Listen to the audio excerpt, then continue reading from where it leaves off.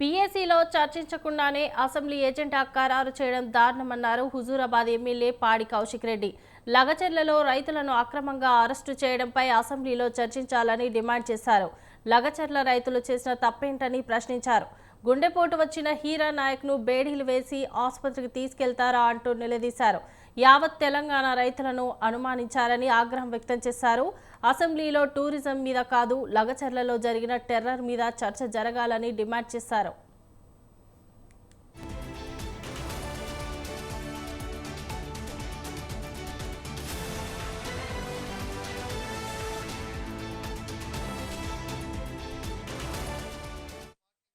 ఇలా ఖచ్చితంగా మా బీఆర్ఎస్ పార్టీ పక్షాన మేము అర్జెంట్ మోషన్ మూవ్ చేసినాం.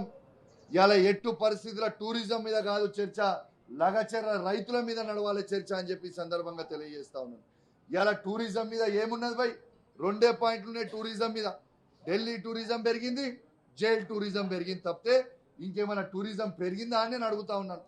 ఇలా టూరిజం మీద ఏముంటుంది చర్చ?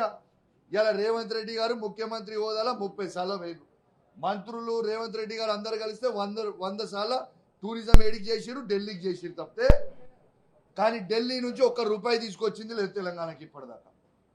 ఇలా ఢిల్లీ టూరిజం, జైల్ టూరిజం తప్పితే ఏమీ నడుస్తలేదు తెలంగాణలో. కాబట్టి ఆ టూరిజం చర్చ అవసరం లేదు. ఖచ్చితంగా లగచర్ల రైతుల చర్చ జరగాల్సిన అవసరం ఉందని చెప్పి సందర్భంగా తెలియజేస్తా ఉన్నాం. ఒక్కసారి ఆలోచన చేయండి. ఇలా హరినాయక్ గారికి గుండెపోటు వస్తే కనీసము అంబులెన్స్లో కూడా ఆ జైలు నుంచి హాస్పిటల్కి తీసుకుపోలే, పోలీస్ వాహనంలో తీసుకుపోయినరు.